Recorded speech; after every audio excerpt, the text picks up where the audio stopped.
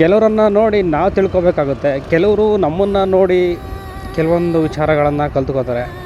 ಹಾಗೆ ನಮ್ಮ ಭಾವ ತುಂಬ ಒಳ್ಳೆಯ ಮನುಷ್ಯ.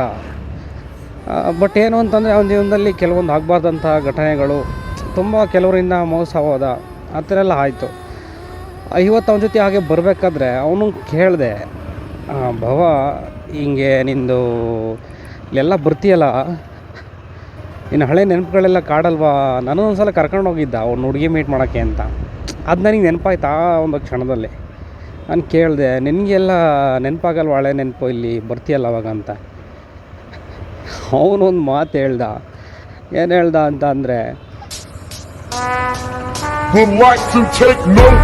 ಯಾವ ಹಳೆ ನೆನಪು ಬರಲ್ಲ, ಎಲ್ಲ ಕುಡ್ದು ಹುಚ್ಚೆಲ್ಲಿ ಹೋಗ್ಬಿಟ್ಟಿದೆ ಅಂತ.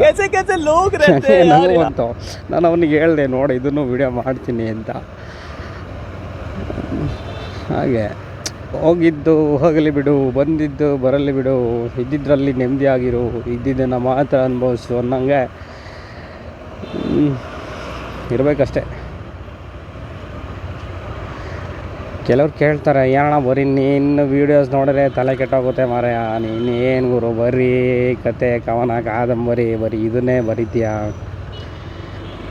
ಕಾಮಿಡಿ ಆಗಿರಬೇಕು, ಏನಾದರೂ ಎಂಟರ್ಟೈನ್ ಆಗಿರಬೇಕು ಅಂತ. ಬಟ್ ಇದರಲ್ಲೆಲ್ಲ ನಡೀತಿರೋದು ಹಾಗೆ ಅಲ್ವಾ? ಎಂಟರ್ಟೈನ್ ಆಗೇ ಇರಬೇಕು, ನಗಾಡಬೇಕು, ಅದೇ ಹಾಗೆ ಅಲ್ವಾ ಇರೋದು.